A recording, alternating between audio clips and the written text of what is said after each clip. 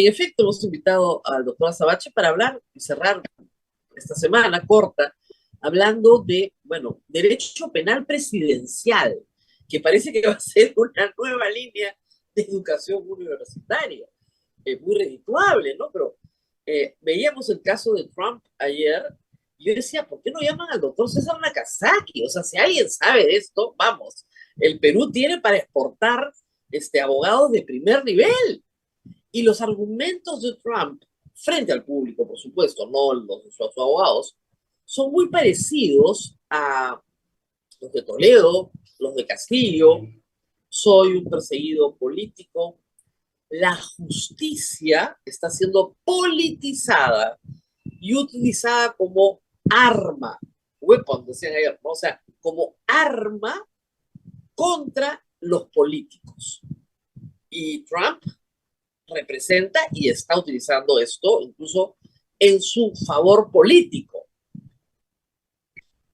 ¿Cómo mirar esto desde el mundo del derecho? Tenemos en cola, por supuesto, tenemos condenado a Fujimori, tiene que venir Toledo, Pedro Castillo está en cola. Esos tres para decir los que son los casos más inminentes, ¿no es cierto?, que tenemos. ¿Cómo ver este mundo en el cual los presidentes van presos? O por lo menos son procesados. Importante, ¿no? A ver, Rosa María, varios mitos que hay que desmontar. Esto, tú lo has dicho bien, este es un área que está ahora en plena investigación. De modo que varias de las cosas que te voy a comentar son provisionales y en proceso de confirmación documental, ¿no? En general, el problema que tenemos para entender lo que está pasando es que estamos en América Latina. Somos naciones que se construyeron en el 19 bajo la ideación de la presidencia, que es una construcción norteamericana, ¿no? No es una construcción europea. Cuando nosotros nos estamos emancipando, Europa se está ladeando hacia el restablecimiento de monarquías en formato constitucional. Recuerda que pocos años después hubo un segundo emperador en Francia, Napoleón tercero, y entonces, digamos, tenemos una ideación que supone a la presidencia como una institución consolidada, y es una institución que solo tiene 250 años y que no tiene ese arraigo que le atribuimos, porque, de nuevo, la tenemos representada en función a la continuidad de la presidencia de los Estados Unidos, pero que tiene fisuras y muchas de ellas provienen de también ideaciones. La inmunidad es una de ellas. Y atención, ¿no? Los Estados Unidos nunca ha tenido una inmunidad absoluta para el presidente. Lo que han tenido los Estados Unidos es una inmunidad consensuada, digamos, con algunos brotes de riesgo. Nixon, Clinton son ejemplos, pero una inmunidad establecida por la regularidad o la permanencia de un sistema político básicamente bipartidista, ¿no? Entonces, la crisis de la presidencia americana es la hija de la crisis de la representación o de las fisuras de la representación. No es casual que el símbolo de este periodo Trump en los Estados Unidos haya sido el asalto al Claro. Capitolio, base de la representación. ¿De acuerdo? Entonces, claro, ocurre que esa presidencia que ahora está entrando en crisis, entra en crisis porque el sistema de representación a nivel global está en crisis. Segunda proposición, José María, la representación política se creó en una sociedad de distancias físicas. Recuerda que en la Revolución Francesa, para armar el ideario legal de la revolución, se abrían libros en los poblados. Y ese procedimiento se ha repetido incluso en los 90 para la reforma de la Constitución ecuatoriana. Esa sociedad es digital. Y la sociedad digital reta a la representación. Agrega a eso el retraso cultural de las naciones de referencia andina en América Latina, Bolivia, Perú, Ecuador, Colombia, la distancia que esta desigualdad crea es una paradoja en el mundo digital y claro, el resumen es muy simple. La sociedad de la representación está en crisis y las presidencias de la República se apoyan en la solidez de la representación. En consecuencia, todo está en cuestión. No estamos exportando. Nuestro método de arresto de presidentes de los Estados Unidos es que en el primer, segundo y en el tercer mundo, las reglas de la representación establecidas están en crisis. Claro.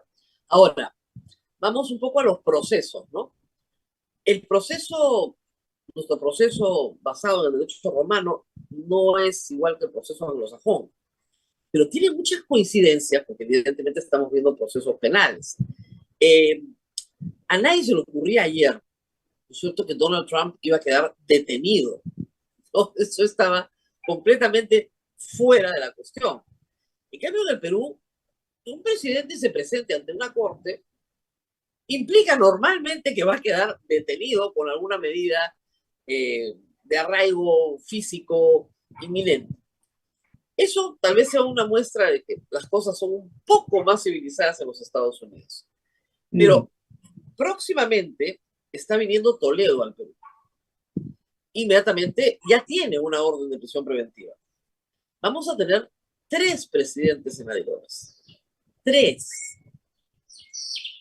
¿Cómo falta que haga, explicamos esto al mundo, no? falta que hagan el pabellón femenino en Mirón. Eso, Claro, falta el pabellón femenino. eso pasaron Es de... verdad, porque, es verdad.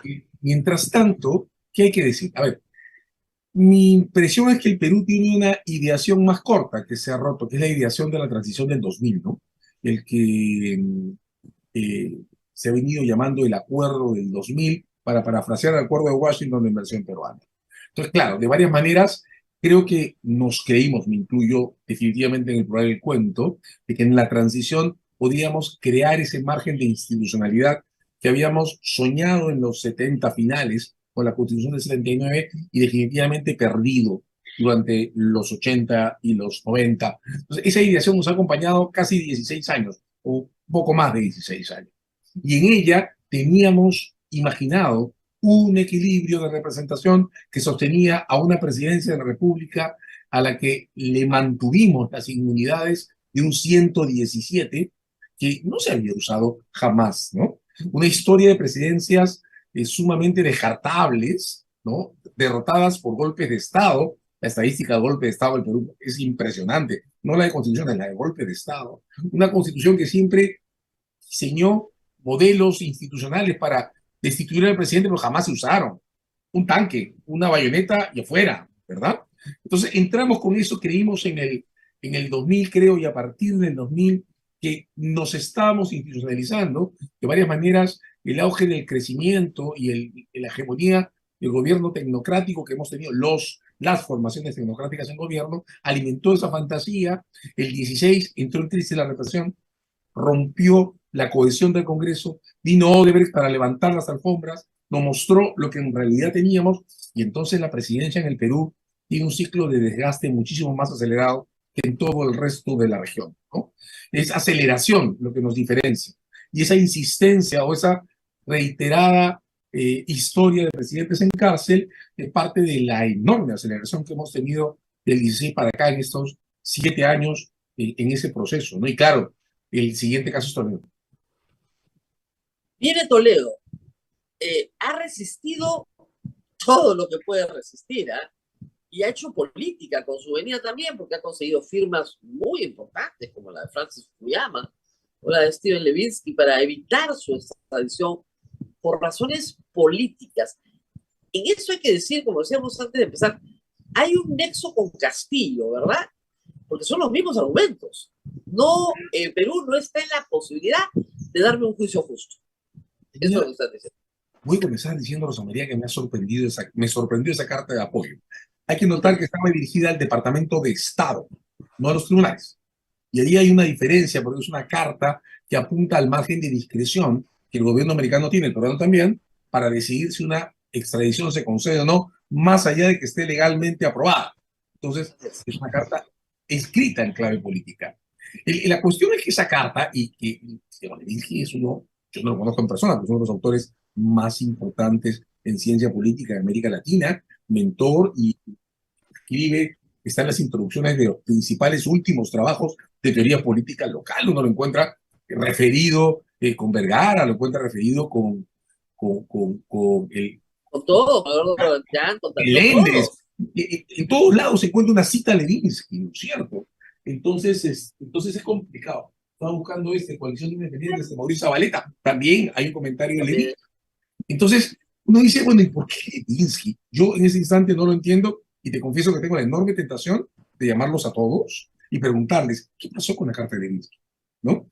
Tanaka, todos. Porque, a ver, el lenguaje de la carta de apoyo a Toledo es uno que presenta al Estado peruano en varias dimensiones que son ciertas, pero distorsionadas para el caso. Es decir, Claro. no, tengo un ejemplo, ¿no? Hace un tiempo, no mucho, un par de años, se publicó este libro que tengo aquí. Se llama El caso de Darín Heredia, Análisis Jurídico Procesal. Está dirigido por un autor que conoces, José María Asensio Mellado, uno de los españoles que más ha escrito sobre el Perú. Es un libro sobre el lawfare. Claro, Es un libro sobre uso del sistema judicial para persecuciones políticas. Pero claro, no está inscrito en casos como el de Toledo. Se refiere al debate sobre lavado de activos en elecciones. Es exacto. un asunto, tú y yo lo hemos discutido, es un asunto muy polémico, muy complejo. El caso de Toledo, en cambio, está en el núcleo de la corrupción descubierta, como te vieran, ¿verdad? O Ahora, sea, hay que decir que la carta no lo absuelve, ¿ah? O sea, la carta no dice este hombre es inocente. No, no, no, no dice eso. no, no, Dice que ha servido a los Estados Unidos, que ha promovido el libre comercio, dice que es un pobre hombre andino que va a ser juzgado por las élites oligárquicas del Perú. sobre esa parte identitaria vamos a regresar, ¿no? Sí, El primer punto es que la carta usa un discurso de lawfare que está pensado para los casos sobre lavado de activos, donde hay muchísimos debates, y lo aplica al núcleo central de los casos por corrupción. Y eso no es aceptable en teóricos políticos, que tendrían que marcar la diferencia. O sea, yo puedo entender una carta así, incluso la podría entender en el marco del debate sobre lavado de activos y Humala que la Suprema acaba de resolver, no en el caso de Toledo. La pero carta, la verdad es que, nota al margen, la Suprema no ha resuelto el caso del lavado de activos de no, Humala. lo ha derivado, lo ha Lo ha, derivado. de nuevo, Pilatos, estamos en Semana Santa, Claro, y ha dicho que se resuelve en el juicio. lo que la Suprema ha dicho es, si la Fiscalía puede probar lo que anuncia, que es que se procedió a sabiendas que había una lavandería, yo no tengo nada que hacer acá hasta ese debate. Bueno, la valla que le ha puesto a la Fiscalía es bien alta, pero regresando, esta carta que hace el salto desde el debate sobre la sobreexpansión del sistema de corrupción a el caso de Toledo, no menciona Odebrecht en una sola línea. No lo menciona. Y Odebrecht ha sido un fenómeno continental a tal extremo que aquí tenemos un libro entero sobre la maquinaria de Odebrecht en América Latina, un autor que acaba de fallecer. Entonces, primer punto que no funciona. El segundo es el identitario. O sea, ¿en serio Toledo está perseguido por ser andino, indígena? ¿En serio ha habido racismo en el caso de Toledo? Digamos, el debate sobre el racismo en el caso de Castillo existe. Creo que no es determinante, creo que cubre un tramo del caso, cosas como los cargos de protección a la patria, cosas como el fraude en mesa, no describe el caso completo, creo que es una fantasía pretender abordar el caso Castillo completo como un caso identitario. Pero en Toledo, racismo, ¿cuándo?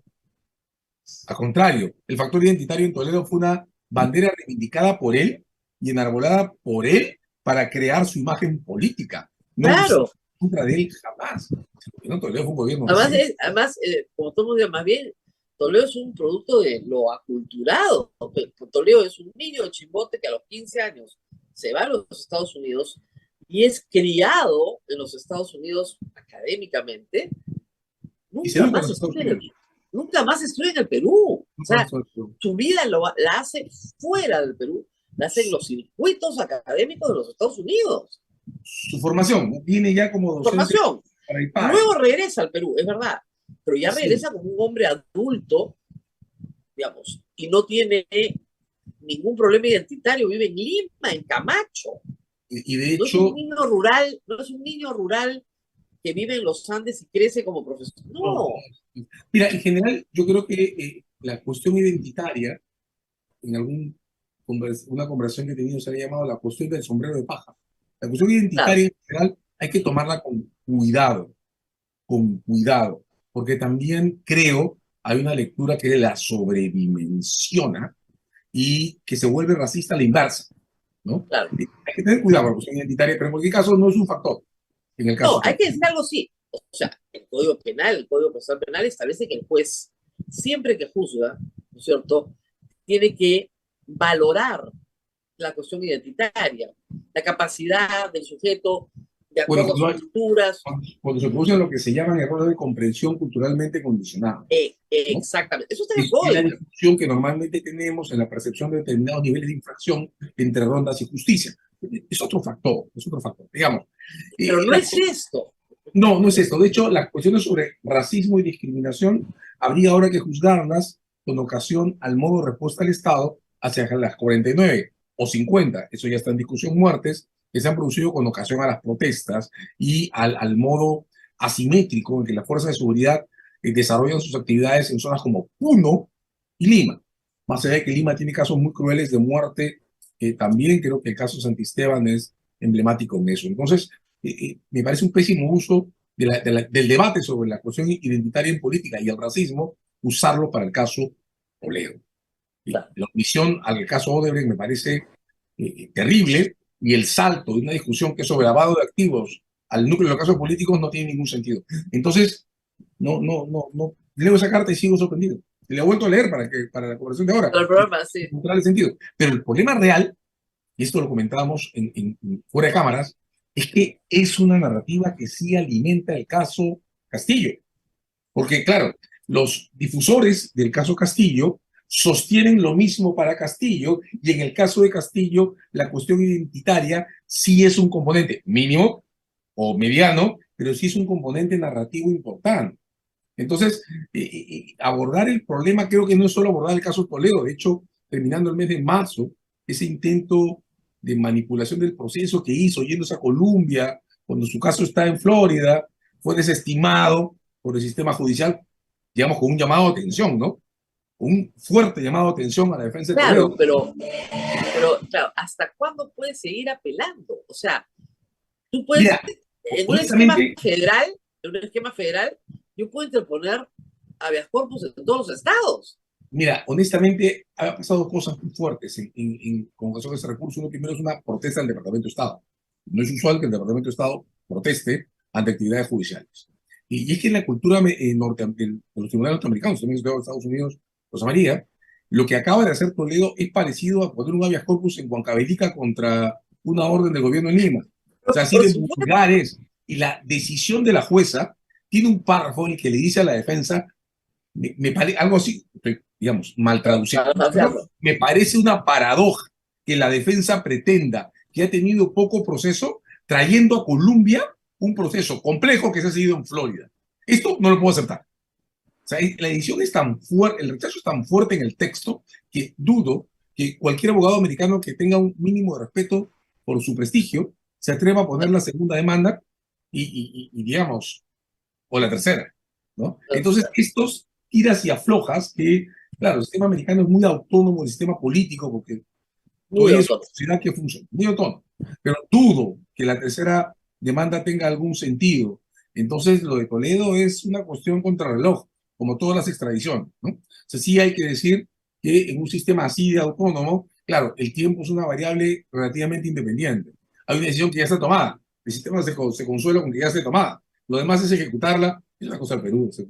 Ahora, una cuestión de procedimiento, nunca he participado en una extradición, pero ¿es el país que requiere el que va y lo recoge o te Sí, lo sí. manda? No, A no, lo no. que país requiere. Uno va a recoger, sí. Uno va a recoger, o sea, tu paquete está acá, ven por él. Esa Tal es la cual. idea, Por tal eso, cual. por eso, en la última orden de extradición, el Departamento de Estado recomienda su arresto, ¿no? Claro, Porque lo siguiente que pasa es que lo tienen que llevar al aeropuerto. Y claro, claro. digamos, en los Estados Unidos es una cosa muy curiosa, Rosa María. Es una administración, por ejemplo, de cárceles, ¿no? Cuando uno lo condenan a ir a prisión, lo citan para el día que tiene que ir a la prisión, porque tiene que haber espacio, pues, ¿no? Básico. Claro. Entonces, aquí también a Toledo lo han citado para que se presente a las autoridades para arrestarlo. Esa orden se suspendió por el recurso a Colombia. El juez de Florida dijo, hay otro juez que está recibiendo una demanda y yo tengo que esperarlo, por respeto a su judicatura. Claro. Y el de Colombia, la jueza de Colombia, ha metido tal decisión que, digamos, honestamente, lo siguiente que va a pasar es que lo citen para que se presente, y si no es orden de captura a nivel federal por la Internacional, claro. Policía Federal, digamos, Estados Unidos no son Perú. Alguna vez alguien hizo una broma que en Perú era mejor no salir del país para escaparse, porque cuando uno se iba a Colombia lo arrestaban. Bueno, en los Estados Unidos no pasa eso. Es muy difícil mantenerse prófugo más a los 77 años de edad. Entonces, esto es cosa de días, una semana más, 2 semanas más, y lo de Toledo, bueno, va a estar en la agenda a destiempo, porque viene extraditado como vino Fujimori extraditado, pero sin duda se va a convertir en un tema que va a poner de nuevo toda la historia de su parte de la transición y del enorme fraude que fue pretenderse un presidente anticorrupción cobrarle todo el dinero que le cobró a Odebrecht y a las demás inmobiliarias. No, y además es un caso, como siempre hemos comentado, es el más redondo de todos. O sea, periodísticamente no hay mucho más que contar, hay que recordar lo que ya sabemos, pero no hay nada nuevo. A mí dicen, pero ¿por qué no hablan más de Toledo? Porque no hay nada que contar. Robó, huyó y lo pescaron, como la película. O sea, es bien, bien simple. Robó, huyó y lo pescaron. Sí, Su cómplice central, su testaferro, dejó todo dicho, está todo documentado antes de morir. Tiene todo. Entonces, sí, eso es lo más fuerte, porque este punto que has levantado es importante. Toledo es el caso en el que con mayor rigor la fiscalía se desvinculó de Odebrecht como única fuente de referencia. El caso de exacto. Toledo ahí está completamente estructurado. Yo creo que si algún error, cuando se dice ex post factum, ¿no? Y eso siempre es algo cruel, pero si algún error en esta historia cometió la fiscalía, fue darle los casos por lavado todo el espacio que le dieron, cuando son casos en riesgo, la fiscalía puede ganar o perder, y no poner en su exacta dimensión los casos sobre sobornos. Claro, Principalmente, son, que era son los más importantísimo. fuertemente documentados. Y el debate todo este tiempo tal vez habría sido más constructivo, eso institucionalmente debió ser cuando llega a Toledo.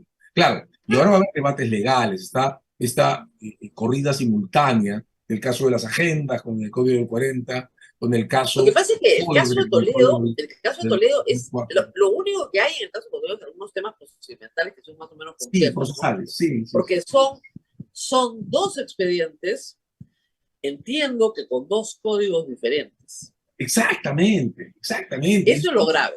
Y eso es lo que nunca Eso es gravísimo. pudimos resolver, ¿no? Eso nunca lo pudimos resolver. Nuestras reglas para relacionar los dos códigos son complejas, yo creo que no bien definidas, no es sencillo. Eso es algo que arrastramos, suena muy académico, mucho tiene que ver con el debate sobre cómo debe ser el procedimiento, va a provocar sin duda discusiones en tribunales que va a ser difícil comunicar en su impacto. Es una Muy herencia. complicado. Porque, a Sí, ver, la gente va a pensar, si tú sigues los dos expedientes a la vez, que hay un non bis in idem, que te está juzgando dos veces por lo mismo.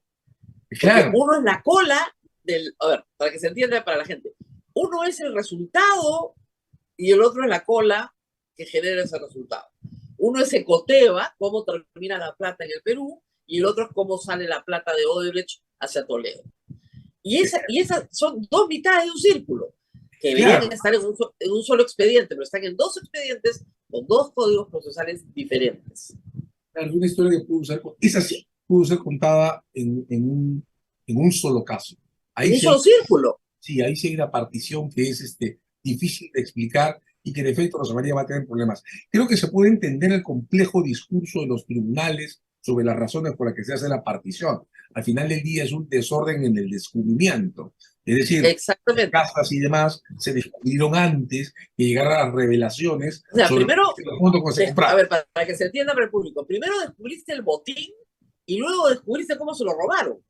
Entonces tienes un primer caso sobre el botín y luego tienes un segundo caso de, ¿cómo lo robamos? Entonces, esto va a ser bien complicado Y de pues explicar porque necesitas dos procesos y está al en final te desorden. van a decir, oiga, usted me está condenando por lo mismo. Claro, Y está no en es lo desorden. mismo. De varias maneras, sin embargo, de varias maneras, la primera condena va a ser la que marque el sentido de la historia, Claro, ¿no? con la segunda vendrá por añadidura, pero La segunda, y sí, claro, lo que tendrá que hacer la segunda es delimitarse para no rozar en ningún aspecto con la primera, de modo que se pueda sostener, aunque suene algo forzado y algo difícil de explicar, el discurso de la no doble incriminación. Pero ahí hay que claro. tener, por cierto, muchísimo cuidado, pero como notamos todos y todas, ese va a ser un tema, voy a usar comillas, para los comentaristas de tribunales, ¿no? Va a tener Sí, muy... no, es complicadísimo. Yo no sé cómo hacer para explicarlo, pero nos vamos a tener que complicar. Ahí Ahora, nos tendremos, pero es curioso, ¿no? Estos temas procesales que a nosotros nos apasionan, la mayoría de colegas periodistas están en la onda de un psicosocial que no ha funcionado mucho, ¿no? Que es, ya viene Toledo y va a contarlo todo. Yo digo, sobre su caso, porque ¿qué cosa más va a contar? El hombre sí, dejó de ser presidente del Perú en 2006. sí, Estamos 2023, ¿no? ¿Qué más va a contar? alguien que va a contar que modifique la historia. Pero claro, eventualmente Toledo pueda tener más historias de corrupción que lo involucren a él y no lo sabemos. Y claro, eso eventualmente se expanda hacia otros corruptores. Todo bien, la matriz de la historia ya está clara. Creo que en términos institucionales, el caso Toledo, de varias formas, termina con su llegada al Perú la instalación del juicio. Yo no creo, claro que es una opinión estrictamente personal, los tribunales tienen que dar la oportunidad de defenderse, pero no veo una probabilidad de absolución y no creo que decirlo indique que los tribunales peruanos están predeterminados. Lo que pasa es que es un caso muy fuerte, es un caso muy Ahora, fuerte. es un caso muy fuerte, muy, muy probado además. Ahora, el caso Castillo, hablando de, hay dos grandes rubros. Uno, el delito de rebelión, que se está encaminado, y el otro rubro es los casos de corrupción que comienzan ya a formalizarse con sus cómplices, etc. La ventaja de juzgar a alguien en la Corte Suprema es que los procesos son mucho más rápidos. A ver, para empezar, la fiscal tiene que acusar, punto. Ya no hay investigación preparatoria, está terminada. Entonces, ¿en cuánto tiempo cree, más o menos por la experiencia del caso de Alberto Fujimori, que Pedro Castillo podría tener una primera resolución, digamos, condenatoria o absoluta, pero una primera sentencia? Bueno, la mala noticia es que sí hay investigación preparatoria, ¿no? Eso es un problema en el lenguaje constitucional y legal que tengamos dos acusaciones. La acusación del Congreso, que en realidad es autorización de pase a preparatoria, porque Así así lo es. dice. Esa es una cosa muy peruana. Y luego la acusación fiscal al final de la preparatoria. Ahora, eh, yo tengo la impresión que el caso Castillo está en la narrativa común planteado al revés y reprocho eso al Congreso. Y eso ha venido haciendo que la velocidad no sea óptima.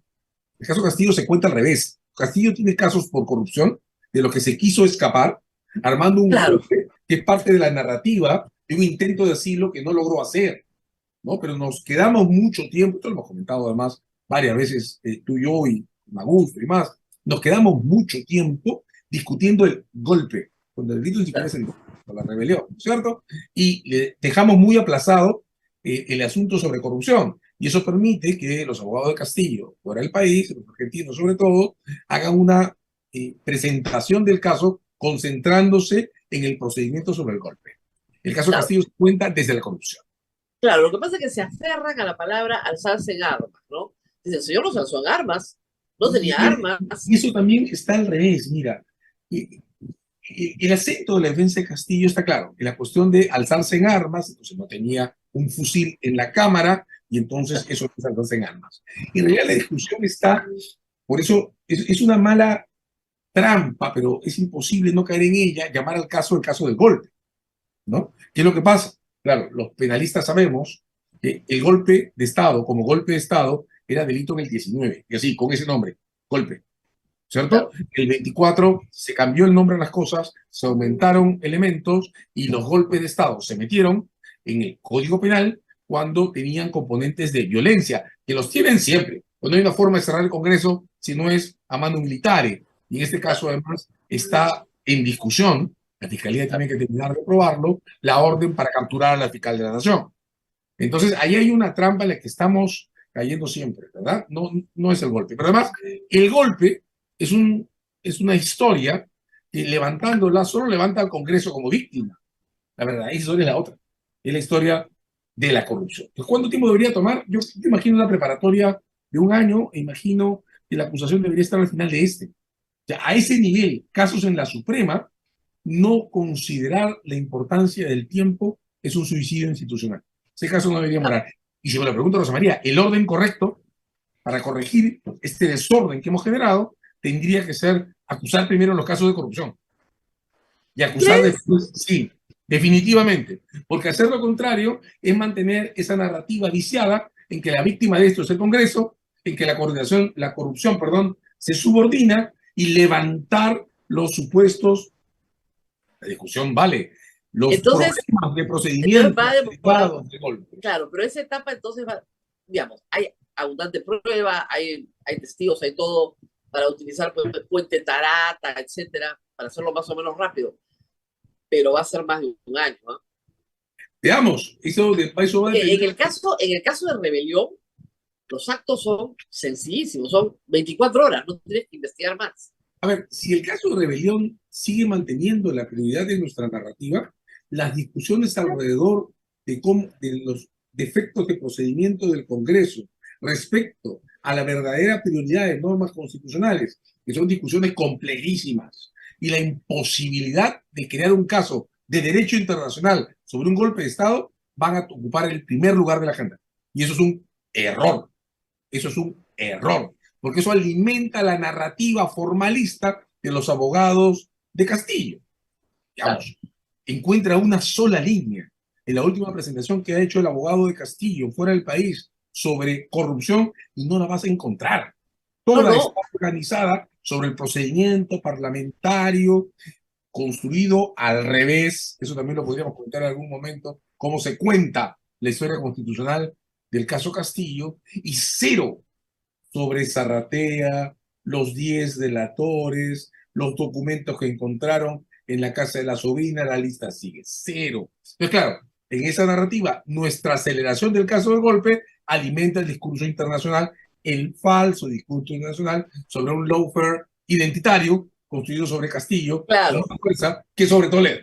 Y mira cómo se retroalimentan las dos narrativas fuera, y mira qué poco hacemos en nuestra poca manera de estructurar una forma clara de contar las cosas.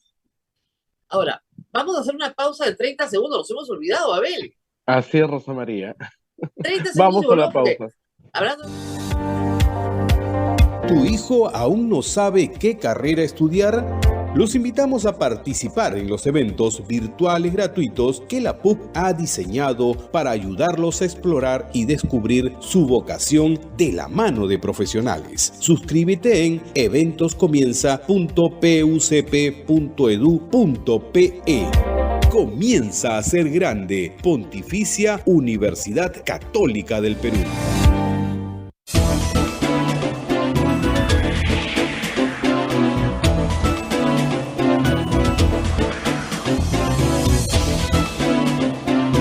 Continuamos con A Pensar Más desde Radio Santa Rosa para todo el Perú. Rosa María, adelante. Bueno, tenemos también que seguir hablando un poquito del golpe. Vamos a ir sobre otros presidentes, solo como pinceladas al final, pero tenemos que entender que ha habido una sucesión constitucional y tenemos una nueva presidenta que yo considero personalmente que va a tener que responder también penalmente una serie de situaciones que están ocurriendo hoy en el Perú, que están así de frescas. Ella se va a mantener en la presidencia, está clarísimo que el Congreso la necesita y ella necesita el Congreso, y en este matrimonio, donde ya ayer formalizaron, digamos, su relación,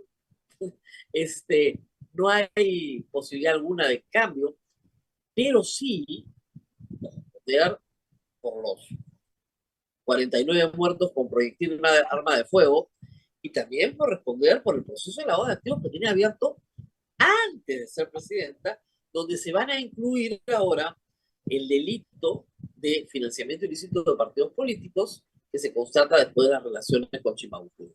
Entonces, la presidenta actual también, el 2026, el 2025, el día que se vaya, va a tener que responder por asuntos también muy graves, porque si alguien cree que esto queda así, bueno, que se desilusione, ¿no? Porque no va a quedar así, o me equivoco. A ver, yo mantengo contigo la prioridad de los casos de las muertes de las manifestaciones. Creo que hay situaciones gravísimas. Tal vez, en efecto, Santisteban sea el peor ejemplo, un disparo de una bomba lacrimógena en la cabeza a poca distancia, pero son 49, si no 50, los casos que hay que... Y claro, ahí tiene la protección, la presidenta tiene la protección constitucional del 117, que nadie quiere remover de la Constitución. Nadie la quiere tocar. Pero atención que el caso, sobre el caso Shimabukuro, a mí me gusta más decirle, pero hasta ahora no logro instalar la construcción del caso de la libreta amarilla, ¿no? Porque creo que la libreta amarilla es más importante que Shimabukuro. Pero en fin, la libreta amarilla es la que entregó la secretaria de la señora Boluarte. Primero, ahí no tiene ninguna protección constitucional, ¿eh? En junio del 16, el junio del 16, Pablo Sánchez ya dijo: los eventos anteriores a la presidencia no tienen protecciones constitucionales. De modo que ese caso puede avanzar en preliminar, preparatoria, acusación, juicio, condena, y a ver qué hacemos con una presidenta condenada si el caso acelera. Por eso mismo, creo que es un pésimo negocio empaquetar un caso, el primer caso que puede poner en tensión las reglas sobre financiamiento ilegal de campañas, empaquetarlo en el saco de los casos por lavado de activos. Por dos Sí, razones. yo no sé, estoy de acuerdo contigo. Yo dije, ¿por qué lo están metiendo ahí? Esta Mira, obsesión.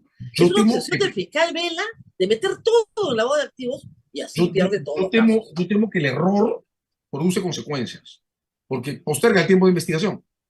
O sea, Claro, digamos, el caso de por financiamiento ilegal es casi una tautología. Gastaste el dinero, acá están los vouchers, acá está la agenda, acá están las reuniones, acá está Sheva Okuru, tu secretaria, no está tu declaración jurada, ¡chao! En el caso por hay lavado de activos, fotos, videos, facturas. es Listo. cortísimo y ahí no se generan los problemas narrativos que se generan en el caso del golpe de Estado. ¿De acuerdo? Al contrario. Entonces, poner un lavado de activos en los protocolos que tiene la Fiscalía es meterlo en ese saco en el que las personas, no importa de qué las acusan, les piden las declaraciones juradas, facturas, gastos, ingresos, lista de bienes comprados, bienes vendidos, desde el año San Quintín hasta el año de Tintín. Entonces, ahí nos pasamos, porque además la Oficina de Peritaje de la Fiscalía ya dijo que no tiene capacidad para informes, nos pasamos un año esperando el informe de Informe. balance de activos. Y entonces ya llegamos al 25 o llegamos al 26. Entonces yo creo que en realidad, si la Fiscalía quiere una muestra de independencia fuerte respecto al Ejecutivo, tiene que desenganchar el caso de financiamiento ilegal de los cargos por lavado de activos. Si existe la posibilidad teórica de que alguno de los donantes de Boluarte sea integrante de alguna economía ilegal, pues bueno, que se investigue, pero de manera separada, porque es otra cosa. Y esos cargos lastran una investigación que podría ser rápida y enérgica. Voy contigo. No es el caso más importante contra Boluarte, pero es el caso que más rápido puede avanzar. Pero porque es objetivísimo. Es un delito autonómico. Entonces, es el primer caso que se puede, digamos, en el que se va a poder aplicar la reforma hecha en 2019. El primer caso. Y es súper importante, Pero Rosalía, ya lo porque metieron en lavado, o sea, ampliaron los tipos en un caso de lavado que viene del 2000, también, claro, también de la campaña, pero incluso es anterior a la campaña porque es la colecta que hacen para pagar la reparación civil de Vladimir Cerrón. con No, lo que pues. eso es algo así como meterlo en la maleta más grande que es la última que entra al avión, ¿no? Claro, o Ahora hay que sea, decir, Rosa María, hay una segunda razón por la que hacer esa diferencia es importante. Mi impresión es que cuando se hizo la ley del 19 sobre financiamiento ilegal de campañas, todos y todas estábamos pensando en Odebrecht, en las grandes constructoras, no en este tipo de casos que están por debajo del radar y que en este caso han quedado sobre la mesa. Construir sobre esa investigación, la de los fondos de campaña de la señora Boluarte, puede permitir notar que necesitamos un sistema de control para esos flujos informales de fondos que se filtran en el sistema político en esa dimensión. ahora, Ahí nadie está la mirando. conducta, yo he leído el artículo 20 veces, la conducta calza en el tipo, pero como si lo hubieran descrito para ella. O sea, Sí, es tal cual. exactamente igual lo que ha pasado. El tipo penal está adaptado milimétricamente a la conducta. Mira Ahora, sí, perdón, sí. tenemos que hablar, aunque sea unas pinceladas, de los otros casos, ¿no? Porque el Perú dice, todos los presidentes en el Perú están presos. Bueno, Alan García está muerto, es verdad. Pero Kuczynski, Humala y Vizcarra, o sea, es la sensación. La última noticia que hemos tenido de Humala es una solicitud de la Procuraduría, porque no tiene ni pie ni cabeza, que le demanda a Humala 1.300 millones de dólares por el caso Gasoducto, que probablemente es uno de los casos más débiles que tiene la Procuraduría, porque ahí no hay nada. Han imputado a 17 personas, a los ministros de esa época, a Nadine Heredia, a Humala, al Papa. No hay nada. Hay un problema, sí, comercial entre Odebrecht y su competidor, pero del Estado peruano no hay nada. Y eso es la única noticia que tenemos sobre los Humala. Y luego el caso, como decíamos, que está en trámite, donde la valla se la han puesto acá al fiscal. De hecho, a ver, pruebe pues que se lavado de activos. El juicio. El juicio. Y eso está en juicio oral, empezando, y puede demorar, ese juicio oral podrá demorar pues 4 o 5 años si es que no se quiebra una y otra vez. A ver, el caso de Humala, el juicio va bastante rápido. Están terminando ya las declaraciones de testigos, de modo que vamos a empezar a entrar, o van a empezar a entrar a la revisión de documentos. Eso puede tomar en efecto 6 meses más u 8. De modo que en el caso Humala, el que está en juicio, es importante por un montón de razones, ¿no? Entre otras porque la regla o la expansión de la regla sobre lavado de activos, como se le quiera ver en la discusión, se va a comenzar a resolver con esa sentencia. Esa sentencia debería estar lista el próximo año en el segundo semestre, no tan lejos. Claro. No tan lejos. Pero es pues para el 24, ¿no? Para el 24. Sí. En primera Caso que instancia. empezó en el 2014. Claro, y todavía falta la Suprema, la casación estará lista el 25. Obviamente, va a haber Ahora, casación. Todo. claro, digamos, casi 10 años. Ahora, hay que decirlo, Rosa María, nuestros procesos complejos toman en promedio 10 años. De modo que ese está dentro de el rango de lo que normalmente pasa. Tal vez no debería pasar tanto, ni tantas veces, ¿no? Pero claro, en los casos por lavado de activos, la Fiscalía, desde mi punto de vista, yo ahora hablo como abogado de la defensa o abogado que se mueve en el litigio, la Fiscalía está cometiendo un error que es organizarlo con protocolos ciegos, no importa de qué se trata. Entonces, desde mi punto de vista, en lugar de investigarse si hay un evento que causa sospecha y la conexión alrededor de ese evento, la Fiscalía lanza un protocolo, lo lanza siempre, de investigación sobre balance patrimonial, ciegamente, que los atora. Se supone que no se puede salir de pesca, ¿no? Se supone que está prohibida la pesca, pero la Fiscalía pesca y reclama su derecho a pescar, incluso cuando la Suprema le dice que no debe pescar. Pierde la Suprema, insiste en pescar en el caso siguiente. Y lo último que ha pasado, digo, José María, es que la Oficina de Peritajes, este año, en el verano, le ha dicho a la Fiscalía de la Nación que no puede recibir más pedidos y que si le van a hacer más pedidos, que un fiscal superior lo autorice, porque ya no tienen capacidad para más. El sistema está saturado. Y eso es en buena parte... No, para que nos entienda la gente, el fiscal me puede acusar por cometer un delito, pero no me puede decir, mira, yo sé que no has cometido un delito, pero voy a investigarte a ver qué te encuentro. Eso está prohibido en el derecho penal, prohibido. Y eso está pasando, Y eso es lo que alarga los procesos. Entonces, por lo que toca el caso Humala, porque lo que te están diciendo en el fondo es, no sabemos de qué acusar. Eso es lo que te están diciendo. No tengo idea de qué acusarte, algo te encontraré. Y yo espero que... En el caso de Keiko y de Humala, por lo menos están en proceso ya en juicio oral. A ver, ese es el punto. Yo creo que el caso de Kuczynski ni siquiera lo han acusado. Ya, ahí hay una raya fuerte que partir. Porque en el caso de Humala y Keiko, en efecto, como acabas de decir, el costo del retraso ya lo pagamos.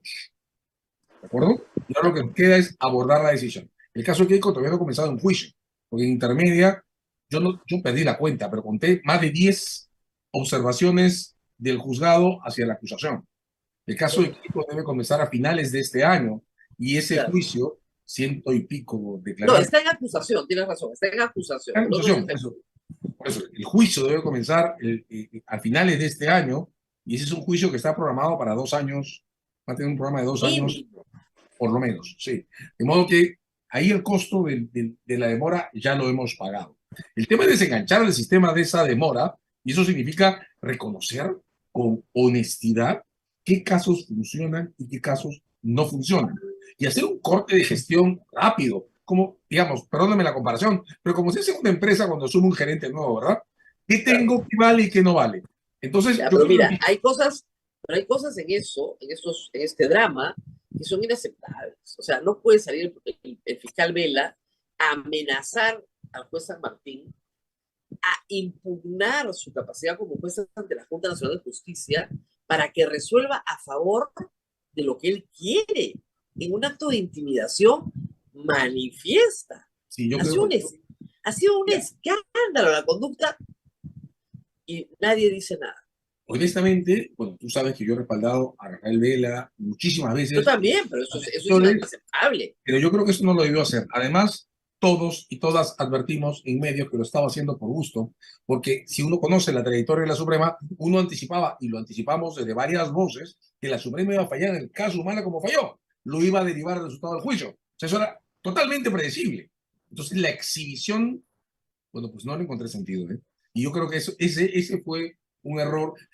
¿Sabes qué, Rosa María? Creo que nos falta aprender institucionalmente a reconocer errores y retroceder. digamos, junto a esto que es un error flagrante, está lo de la fiscal de la Nación.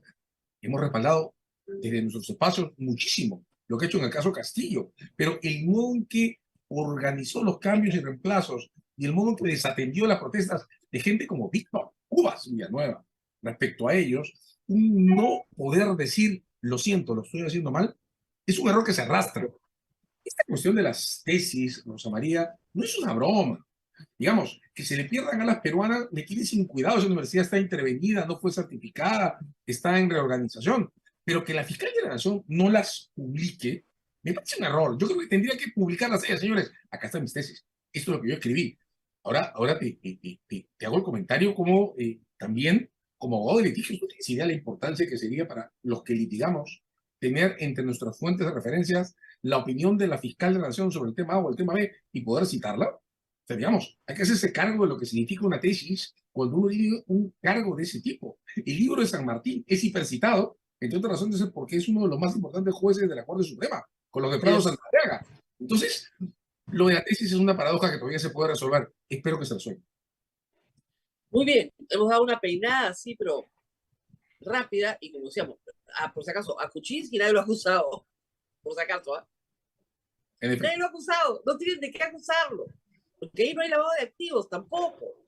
Hubo tráfico de influencias, está prescrito, pero hace años. Ese es el problema, ¿no? Kuczynski debió ser siempre un caso de enriquecimiento ilícito y discutirlo en términos de sí aprovechó colateralmente su cargo para que su empresa tuviera beneficios o no. Pero eso era un caso de la Fiscalía de la Nación, no era un caso del sistema de corrupción. No, y además ya está prescrito. El problema es que, como tú dices, no aceptan que, digamos, que me busco el tipo penal más gravoso, lavado de activos, bestial. De pierdo, pues. Es una mala apuesta. ¿Ya? Y al final del día, los casos no le van a resultar a vela. O sea, ya lo hemos dicho acá 100 veces, cuando esto llegue nuevamente a la Suprema, y la Suprema le diga, usted no ha aprobado, se acabó la historia. Porque no hay lavado, no hay lavado. Para lavado, cualquier estudiante de Derecho que ve el Código Penal entiende qué constituye el tipo, y no hay lavado, pues. Pero lamentablemente volvemos al mismo tema, y hace, yo creo que desde 2014 vengo explicando que no hay lavado, vamos a hacer 10 años explicando lo mismo, y no hay lavado, pues, ¿ya? Pero es tan sencillo como, pero es increíble la cantidad de papel, esfuerzo, salarios, todo lo que se gasta desde el Estado para tratar de probar que es lavado y no es lavado.